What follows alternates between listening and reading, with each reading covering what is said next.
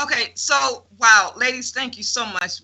Really, really did justice to this show today, and I am just really, really pleased with our participation in being able to get more information out to the general public about alternatives to the death penalty and your work. Um, One of the things that I didn't get a chance to really ask about and bring up because we had so much to discuss was the racial impact and death penalty. Can you speak, either of you speak to that issue? Sure. That could be its whole show on its own.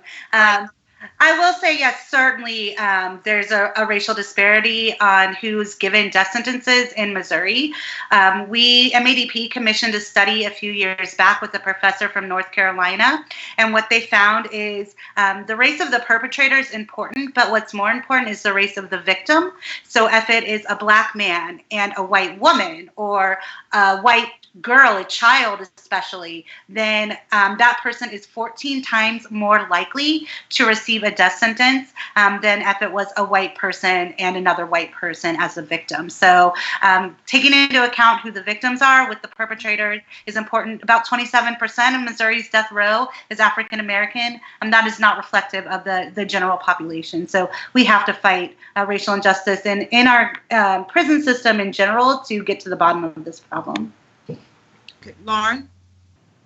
Yeah, and another huge thing that we see is with, so like with our exonerees, when I take them to speaking engagements, oftentimes they will discuss the treatment of what they experienced inside is much different. And that's probably not shocking to anyone, but when you consider the treatment that their Black men in particular are receiving inside prison, most, Reggie and Joe both are Black men.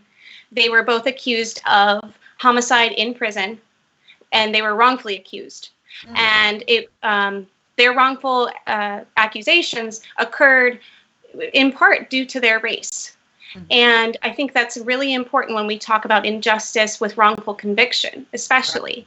Right. And the majority of the people that are wrongfully convicted are Black men. Right. And that is a horrific crime in and of itself that we also try to have conversations with whenever we can.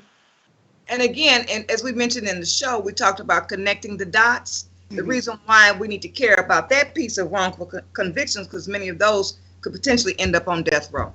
Yeah, you got it. All right. Thank you. Thank you so much. Again, this has been a real treat for me, and we'll be glad to have you back anytime. Thank you. Thanks for having us.